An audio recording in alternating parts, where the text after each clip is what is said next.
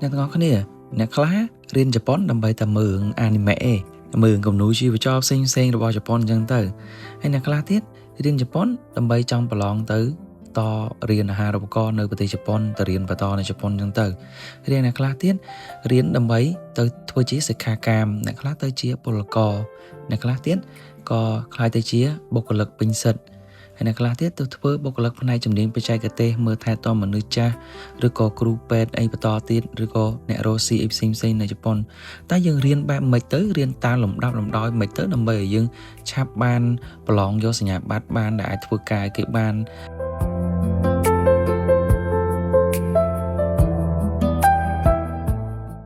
បាទជំរាបសួរនិងសួស្តីទៅកាន់អ្នកដែលកំពុងតែទស្សនាវីដេអូនេះទាំងអស់គ្នាជាពិសេសអ្នកដែលកំពុងតែរៀនភាសាជប៉ុននិងចង់ចាប់ផ្ដើមរៀនភាសាជប៉ុនហ្នឹងហើយអ្នកទាំងអស់គ្នាថ្ងៃនេះខ្ញុំចង់រៀបរាប់ពីលំដាប់លំដោយបើសិនបើយើងចង់រៀនជប៉ុនហើយសម្រាប់បានគោលបំណងរបស់យើងហើយតើរៀនទៅម៉េចបានឆាប់ចេះអញ្ចឹងណាហើយក៏វាទៅតាមលំដាប់លំដោយអញ្ចឹងទៅកុំឲ្យយើងដើរទៅដល់មុខហើយបានបកក្រោយមកវិញអញ្ចឹងណាអញ្ចឹងអ្នកទាំងអស់គ្នា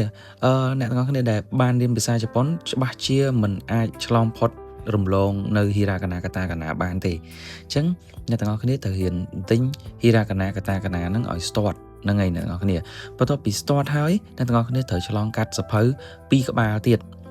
ហ្នឹងហើយយើងកាត់ណាយើងរៀនតាមសភៅ2ក្បាលទៀតដែលគេហៅថា Minano Nihongo Ichi អញ្ចឹង Minano Nihongo ភាគ1សភៅហ្នឹងពណ៌ក្រហមហ្នឹងហើយនៅភៅស៊ីនវាភៅស៊ីនពណ៌ក្រហមរីឯ Minano បន្ទាប់មកយើងរៀន Minano Nihongo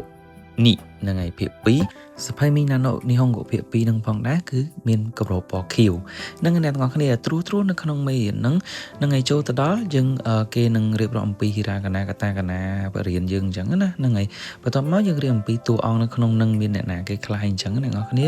ហ្នឹងហើយមាននៅក្នុងនឹងភាគច្រើនគេស្គាល់លោកមីរ៉ាអីអញ្ចឹងណាអ្នកទាំងអស់គ្នាហ្នឹងហើយតួអង្គនៅក្នុងនឹងអញ្ចឹងនៅក្នុងសភៅភាគ1និងសភៅភាគ2នៅក្នុងសភៅនីមួយមាន25មេរៀនហ្នឹងហើយមិនបានខ្ញុំណែនាំឲ្យអ្នកទាំងអស់គ្នារៀនសភៅហ្នឹងទៅពិតសភៅមានច្រើនណាស់ហើយតាមសាលាផ្សេងៗក៏គេមានសភៅផ្សេងៗជាច្រើនប៉ុន្តែបើនិយាយពីមូលដ្ឋានគ្រឹះនៃភាសាជប៉ុនវិញខ្ញុំសូមណែនាំឲ្យអ្នកទាំងអស់គ្នារៀន Minano Nihongo ភាគ1និងភាគ2ហ្នឹងសិនដោយសារតែពី1មេរៀនទៅ1មេរៀនអ្នកទាំងអស់គ្នាគេឲ្យយើងរៀនអានហើយបញ្ចូលវេយ្យាករណ៍អីផ្សេងម្ដងបន្តិចពី1មេរៀនទៅ1មេរៀនបន្ទាប់មកសូម្បីតែ kanji អក្សរ kanji ក៏ចឹងដែរពី1មេរៀនទៅ1មេរៀនគេនឹងឲ្យអ្នកទាំងអស់គ្នាស្គាល់ពីអក្សរថ្មីយល់បញ្ចូលម្ដងបន្តិចធ្វើឲ្យយើង